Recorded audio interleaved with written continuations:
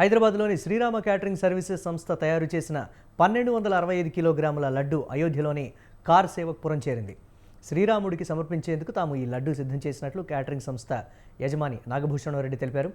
1265 కిలోల లడ్డూతో పాటు food certificate కూడా అయోధ్యకు తీసుకొచ్చామని ఆయన అన్నారు. ఈ లడ్డు చెడిపోకుండా నెల రోజుల పాటు ఉంటుందన్నారు. 25 మంది సిబ్బంది 3 రోజుల పాటు లడ్డు తయారు చేసినట్లు తెలిపారు.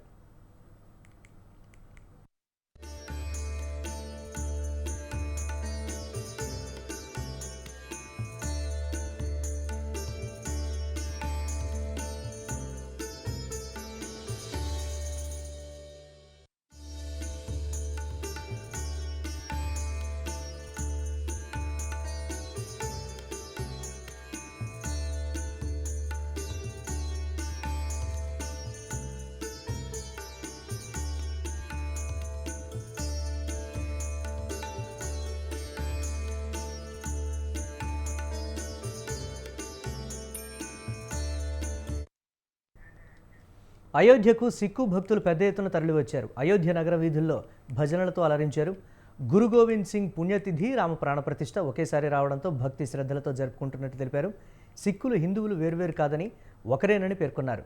హమ్ ఏక్ హై ఏక్ రహంగే హై అన్నారు.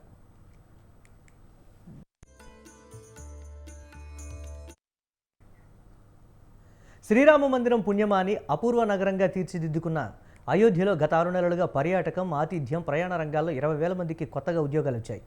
ఇక ముందు రామాలయం ప్రారంభమైన తర్వాత రోజు అయోధ్యకు 30 నుంచి 40 లక్షల మంది రామభక్తులు, యాత్రికులు వచ్చే అవకాశం ఉంది. ఫలితంగా మరెంతో మందికి ఉపాధి లభించే అవకాశం ఉందని స్థానికులు సంతోషం వ్యక్తం చేస్తున్నారు. అయోధ్య నగర వీధులన్నీ పూలతో కళకళలాడుతున్నాయి. ప్రతి భవనం పూలతో అలంకరిస్తున్నారు. స్తంభాలన్నీ పూలమయమే, అడుగడుగునా పూలే, అన్ని విగ్రహాలు పూలమయమే. లతా మంగేష్కర్ చౌక్ పూలతో, ముగ్గులతో మనోహరంగా రూపొందింది. వేర్వేరు నగరాల నుంచి అయోధ్యకు వేల టన్నుల పూలు వస్తున్నాయి. ప్రతిష్ఠ నాటికి అయోధ్య పూల తోటగా మారిపోతుందేమో.